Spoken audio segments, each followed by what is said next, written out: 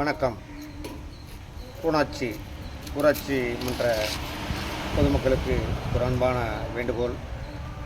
வருகின்ற நமது உள்ளாட்சி தேர்தலிலே வர இருக்கும் உள்ளாட்சி தேர்தலிலே நமது சேவைக்கு தேவையான ஒரு நல்ல தலைவனை தேர்ந்தெடுக்க வேண்டியது நமது மக்களின் அன்றாட கடமை.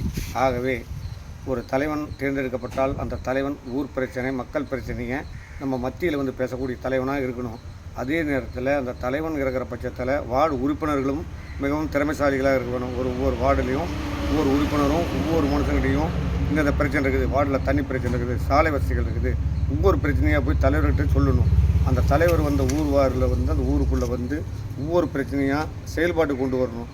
ஆகவே வர இருக்கும் உள்ளாட்சி தேர்தலில் நமது பூனாச்சி ஊராட்சி பொதுமக்களுக்கு அன்பான வேண்டுகோள், நல்ல ஒரு சிறந்த தலைவரை தேர்ந்தெடுக்க வேண்டியது நமது கடமை.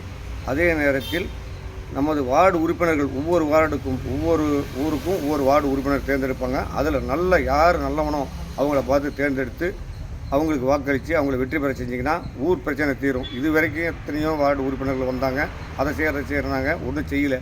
அவங்கவுங்க பிரச்சனையை மட்டும் பார்த்துட்டு போயிட்டாங்க.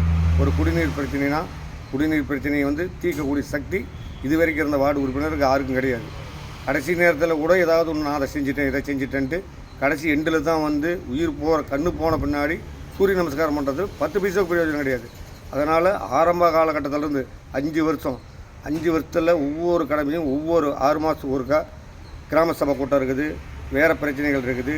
நம்மளது கோரிக்கையை பஞ்சாயத்தில் சொல்லுவோம். பஞ்சாயத்தில் முடியலைங்கிற பட்சத்தில் யூனியன் ஆஃபீஸ் இருக்குது, அடுத்து தாலுகா ஆஃபீஸ் இருக்குது, கலெக்டர் ஆஃபீஸ் வரைக்கும் கொண்டு போய் சேர்த்த வேண்டியது நமது கடமை.